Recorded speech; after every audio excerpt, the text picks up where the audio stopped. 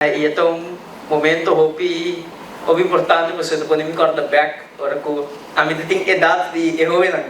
Ao nosso presidente para nos otorgar certificado na G5 jovem que participar no projeto de Jump 18. Jump 18 é um projeto relatado sobre a obesidade nos jovens para combater a obesidade, isso aqui tá eixo grande para a nossa juventude.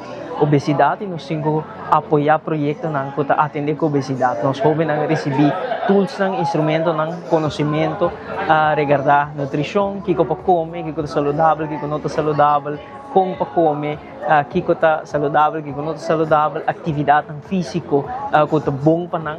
E essa aqui é informação que é necessária para nós jovens receber, para nós jovens no futuro de manhã, e nós temos que percorrer para nós produtivo, para nós saudável, e a saúde começar no local que você come, na atividade física, como você cuida bom mês. O projeto aqui é bonito projeto que inicia na 2021, depois de Covid, para educar maior, mas também jovens arriba como uma vida mais saudável, como uma vida mais produtiva, e a 25 jovens a receber certificado para participar nesse projeto bonito aqui, organizado por vários profissionais, de qual nós agradecemos também para o esforço para invertir na salubridade de nós jovens.